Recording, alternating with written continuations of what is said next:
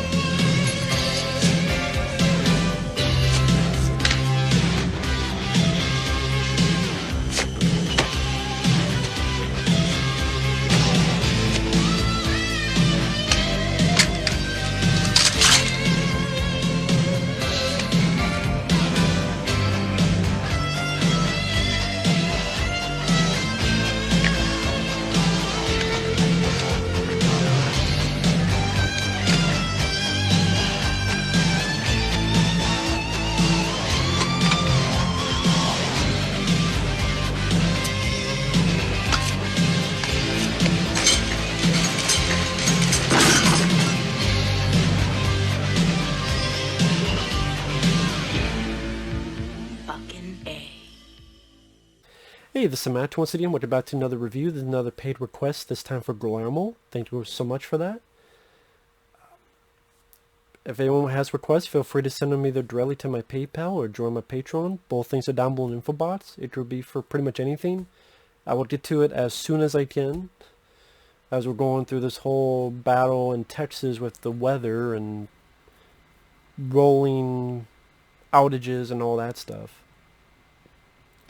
But JeruZalem with a Z. Now, based on the title, number one, if you don't know, this is a found footage film, but you would think it's a zombie movie. It's really not a zombie film. It's more of a demon, like end of days type of film, with moments that feel a little bit like Cloverfield, little bit, and I think that's why I didn't mind it for what it is. Although it does have some flaws, but I like the idea of the setup of the film is this girl is going with her friend, and the two of them are going to go, I forget, Tel Aviv, but then they meet someone on the plane, and the three of them go to Jerusalem. And the movie sets it up where you have this exorcism, and this person turned into a winged demon. I don't know if that was the right call to give that away then and there, because you see that video later on, and right then and there you kind of took the surprise away from the audience, because even before we're watching the actual story, we see this footage that was shot. Again, this exorcism and the whole winged demon thing. Okay, you just kind of sold out your big trick right out of the gate. I thought that was kind of... Although I like some of the direction, like the opening credits. I like the way the opening credits are done, with like hands putting stuff on slides, and kind of the projector stuff that you have at school that a teacher would put on and shine on the screen, and hands moving. You did different drawings and things of this nature. It was an interesting way to set it up. And then goes to that scene I explained. So I thought, again, they kind of gave their trick away too quickly for my liking. But yeah, the two friends... Oh, the lead girl, she has these smart glasses on. And I don't think we're at this technology... I mean, I know there are smart glasses that can film.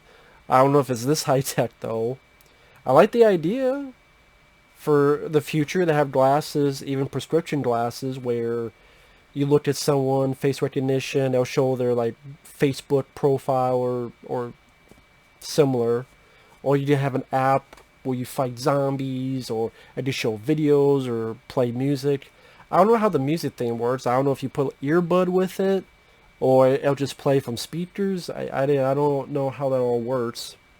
I don't know, again, maybe something pleasant in your ear with the glasses. I don't know. But it's an interesting idea. And I don't know, this I could deal with more than, I think it was in VHS. There was a smart glasses thing. I don't know. I like the way it was implemented here a bit better. Now the movies, after that, it's a fairly slow build-up.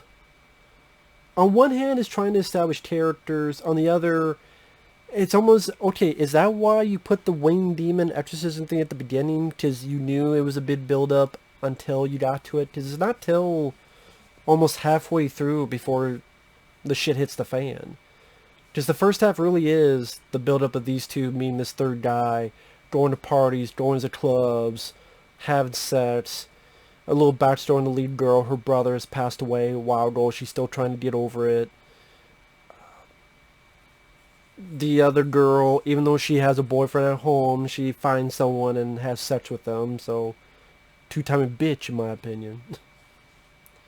All the go in the quarries and they just look into stuff.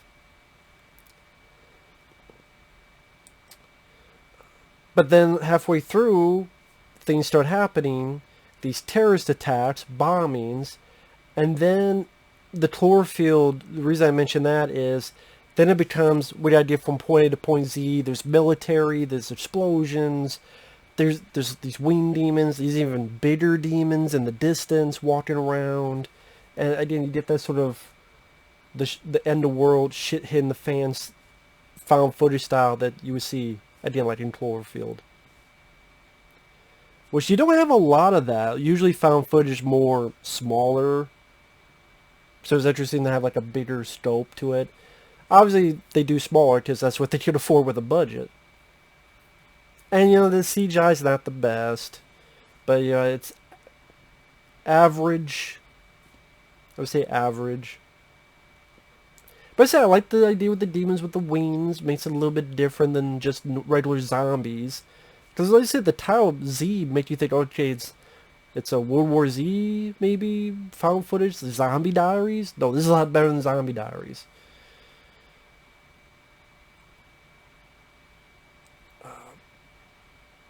I didn't mind I would say of the characters, I didn't mind the guy they met on the plane. He was okay. The lead, that's one of the other big problems I have with the film. She has a little bit of a whiny voice, and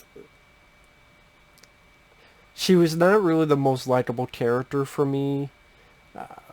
I wish more was done for either a recasting or a bit better writing for that character. Just sometimes, or just her voice seemed a bit whiny at times. Like there's a point where someone gets scratched and it's her friend, and then the other guy's like, we gotta tell someone. No, you owe me, so shut up and don't tell anybody about a scratch, okay? I'm like, our lead character is the stupid bitch. Usually that's an idiot in a zombie film that would say that. The idiot here is our fucking lead character. Our idiot lead.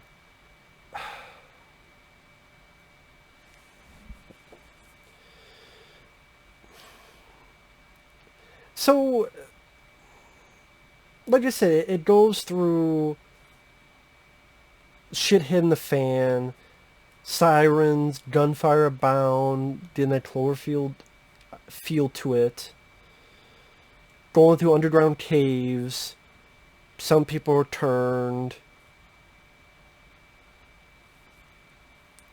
Of course, when that happens, there's sometimes where it's disoriented that you can't see the best of what's going on.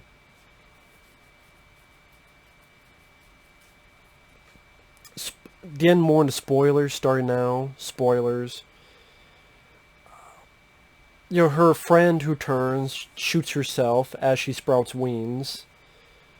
The way that was shot, I didn't mind. The bitch actually kills one of the innocent people because she's a fucking idiot. And then the guy's son finds him and is so distraught he shoots himself. So, I mean, wow, we got two people technically killed because of our lead character. Great. And then the earlier, I forget what that's called, when you put a note and you put it in and you hope that your prayer become reality. I guess it worked because then her brother is there that's dead, but he's not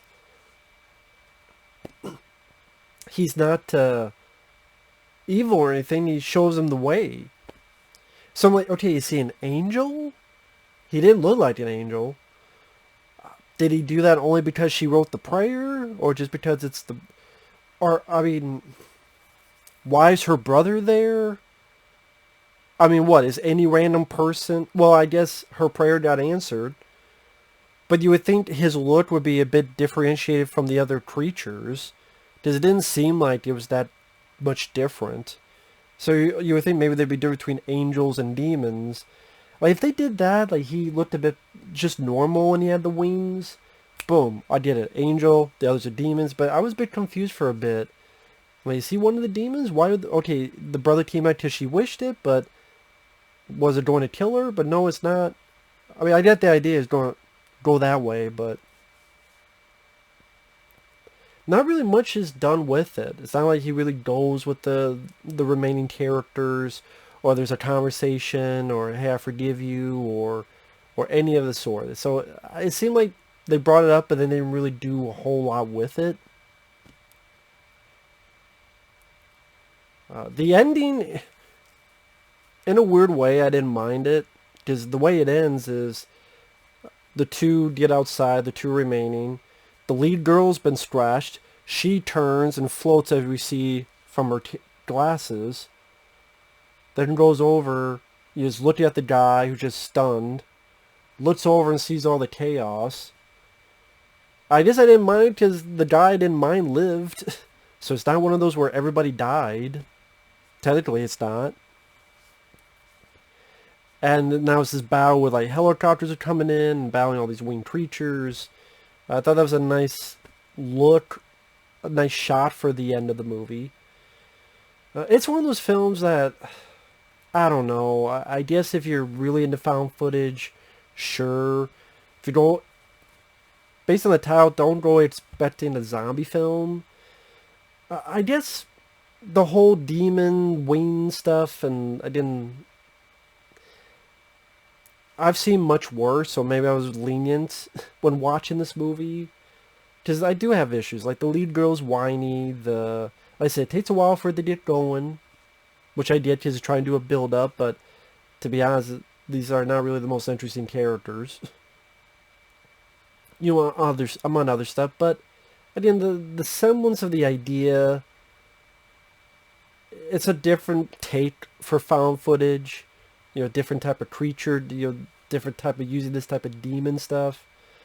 And I don't know, again, I've mentioned this multiple times, the Cloverfield feel to it, I actually appreciate because I really like Cloverfield. And there's not enough, like, there's so many found footage films, but not much that give me the Cloverfield vibes. And I'd like to see more of that, actually.